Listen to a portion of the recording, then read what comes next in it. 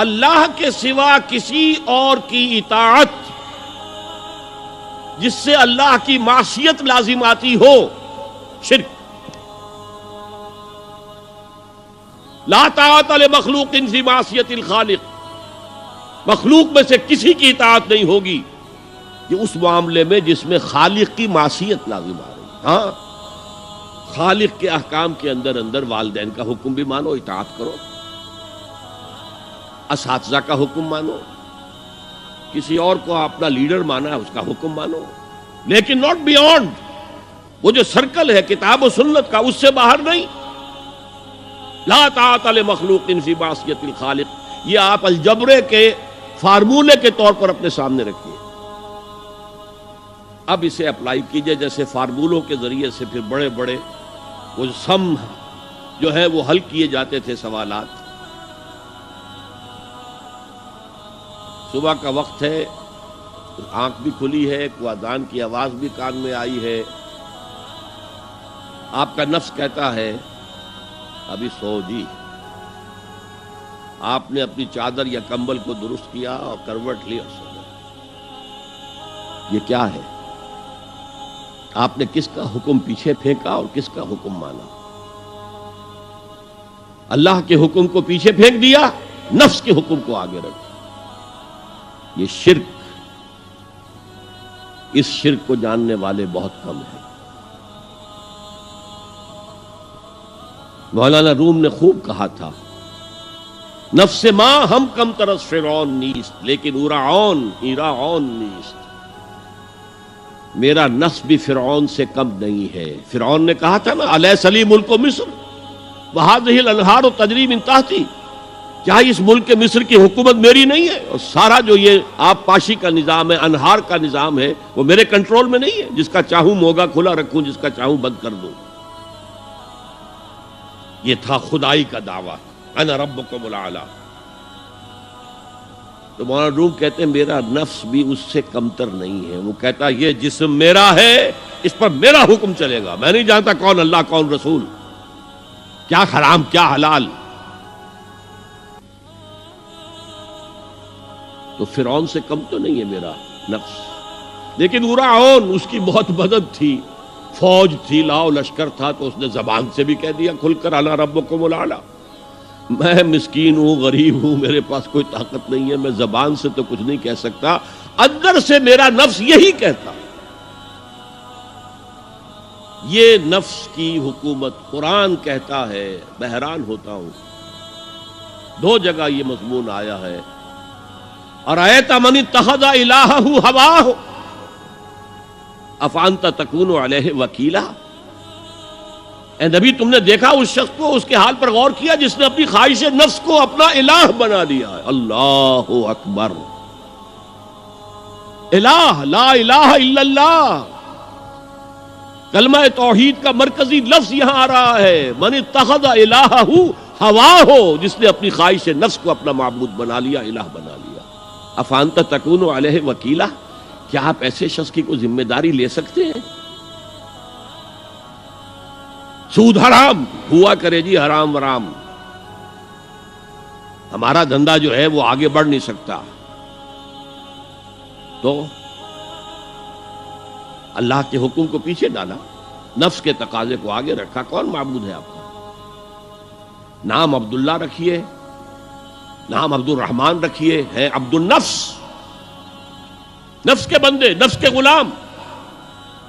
یہ میں نے یوں سمجھیے کہ جیسے میں نے ہجرت اور جہاد کی ڈیفینیشنز کی تھی۔ ہجرت کا بیس کیا ہے؟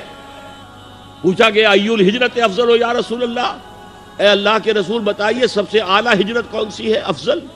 فرمایا ان تہجر ما کرہ ربک، ہر اس چیز کو چھوڑ دو جو تمہارے رب کو پسند نہیں۔ آج رات ہی سے آپ ہجرت شروع کر سکتے ہیں۔ جائزہ لیجئے کیا کیا چیزیں میری زندگی میں خلاف شریعت ہے، تو اللہ کو ناپسند ہے، فیصلہ کیجئے کہ آج کے بعد نہیں ہوگی، ہجرت شروع ہو گئی، افضل الہجرہ، سب سے افضل ہجرت شروع ہو گئی۔ لیکن ٹاپ پر لے جائیے تو یہ ہجرت جب اللہ کے دین کو قائم کرنے کی جدوجہد اس مرحلے پر آ جائے کہ اب باطل کے ساتھ ٹکراؤ ہے اور اب چاہیے کہ ساری قوت ایک مرکز پر جمع ہو جائے، ہجرت فرض کر دی گئی، وہ ہجرت گھر بار چھوڑ کر، اہل و عیال کو چھوڑ کر، اور مکے کے بھیڑیوں کے رحم و کرم پر چھوڑ کر اپنے گھر والوں کو جو لوگ ہجرت کر کے آئے، حکم تھا۔ ہجرت مدینہ فرض تھی، ہجرت حبشہ فرض نہیں تھی، صرف اجازت تھی کہ جن سے سختیاں نہیں جھیلی جا رہی مزید وہ چلے جائیں۔ تو ہجرت کا یہ ابتدائی نقطہ، انتہا یہ جہاد، المجاہد من جاہد نفسہ، جہاد تو یہاں سے شروع ہو گیا، اپنے نفس کے خلاف جہاد کرنا۔ صبح نفس نے کہا ابھی سو جاؤ، آپ نے نفس کی بات کو رد کیا، اپنا کمبل اٹھا کے پھینکا، اٹھے، وضو کیا، نماز کے لیے آپ مسجد چل دیے، آپ نے جہاد کیا نفس کے خلاف۔ یہ افضل الجہاد ہے، اور سب سے چوٹی اوپر یہ ہے کہ جب وہ حق و باطل کی جنگ ہو تو جان ہتھیلی پر رکھ کر میدان میں حاضر ہو جاؤ۔ قانونی بات یہ قانونی بات نہیں ہے، وہ قانونی ایمان کی بات نہیں ہو رہی، یہ حقیقی ایمان کی بات ہو رہی۔ قانونی ایمان کی بات ہو تو یہ کافر ہو گیا، پھر کافر نہیں ہے۔ قانونی ایمان کا دار و مدار قول پر ہے، یہ وہ حقیقی ایمان ہے، قلبی یقین والا ایمان، اس کے بارے میں فرمایا جا رہا ہے۔ وہ دل سے نکل جاتا ہے تو گناہ ہو سکتا ہے۔ نبی اکرم صلی اللہ علیہ وسلم نے ایک مرتبہ 3 دفعہ قسم کھائی، واللہ لا یؤمنو، واللہ لا یؤمنو، واللہ لا یؤمنو، خدا کی قسم وہ شخص مومن نہیں، خدا کی قسم وہ شخص مومن نہیں، خدا کی قسم وہ شخص مومن نہیں۔ واقعہ یہ کہ ہم تصور نہیں کر سکتے کہ صحابہ کیسے لرز گئے ہوں گے، کانپ اٹھے ہوں گے۔ کون وہ بدبخت ہے، کون وہ شقی ہے جس کے بارے میں اللہ کے رسول 3 دفعہ قسم کھا کر فرما رہے ہیں کہ وہ صاحب ایمان نہیں۔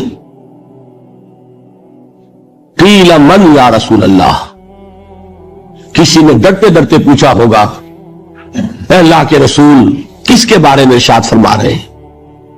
اب جواب سنیے، الذی لا یامن جارہ بوائقہ،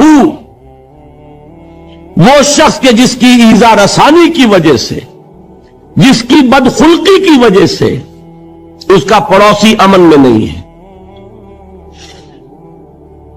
یہ کوئی گناہ کبیرہ ہے؟ آپ کی فہرست میں تو گناہ ہی نہیں، کبیرہ کیا سوال، صغیرہ بھی نہیں۔ زیادہ زیادہ آپ یہ کہیں گے کہ ذرا بد اخلاقی ہے، کج خلقی ہے، بس اچھا کردار کا معاملہ نہیں ہے، یہ کہیں گے، گناہ کی فہرست میں نہیں آئے گی بات۔ کبیرہ بہت بڑی شے ہے، لیکن اس پر اللہ کے رسول نے 3 دفعہ قسم کھائی، ایمان نہیں ہے، ہرگز نہیں ہے، خدا کی قسم نہیں۔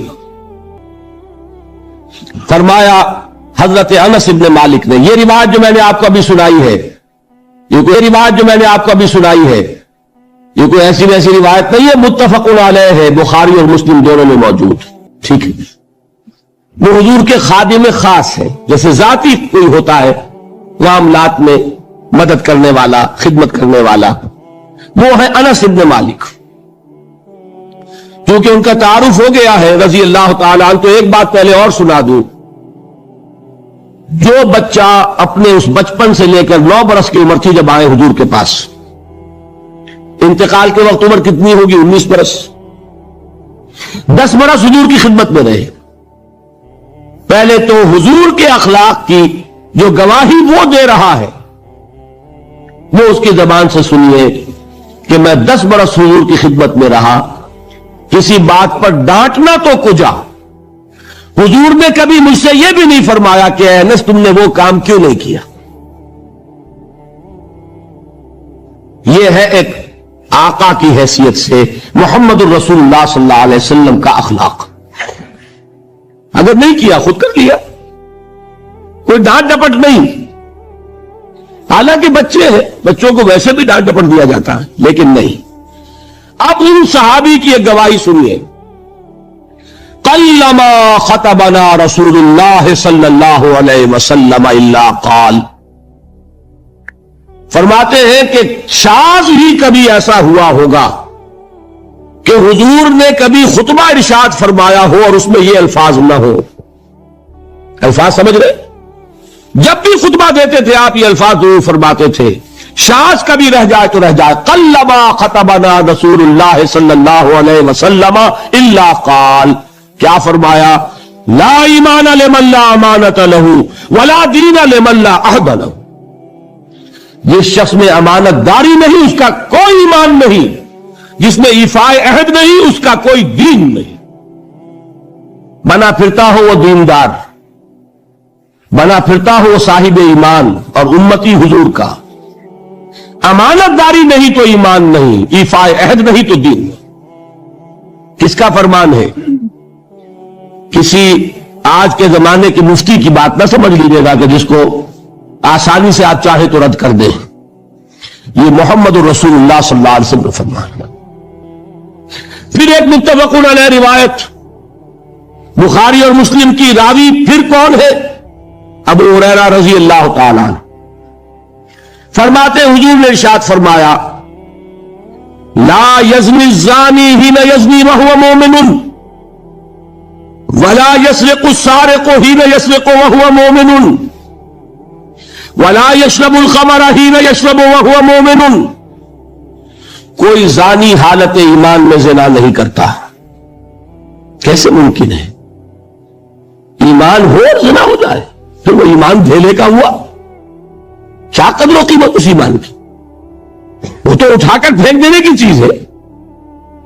ایمان اور اخلاق پہ اثر انداز نہ ہو, ایمان اور کردار کو نہ بدلے, ایمان اور عمل کو نہ بدلے تو کس مرض کی دوا؟ پھینکو اٹھا کر. نہیں ممکن کہ ایمان ہو اور زنا ہو, نہیں ممکن کہ ایمان ہو اور چوری ہو. لا یسرق السارق حین یسرق وہو مومن. کوئی چور حالت ایمان میں چوری نہیں کرتا, کوئی شرابی حالت ایمان میں شراب نہیں پیتا. ولا یشرب الخمر حین یشرب وہو مومن. کوئی شراب پینے والا وہ مومن نہیں ہوتا جب وہ شراب پی رہا ہوتا ہے, اس وقت اس کے دل سے ایمان نکل جاتا ہے. اب دیکھیے یہاں کیا میں نے کل بتایا تھا نا, مغالطے کیا ہو گئے؟ مغالطے یہ ہو گئے کہ اس کو سمجھ لیا قانونی بات. یہ قانونی بات نہیں ہے, وہ قانونی ایمان کی بات نہیں ہو رہی, یہ حقیقی ایمان کی بات ہو رہی. قانونی ایمان کی بات ہو تو یہ کافر ہو گیا. پھر کافر نہیں ہے. قانونی ایمان کا دار و مدار قول پر ہے. یہ وہ حقیقی ایمان ہے, قلبی یقین والا ایمان. اس کے بارے میں فرمایا جا رہا ہے وہ دل سے نکل جاتا ہے تو گناہ ہو سکتا ہے.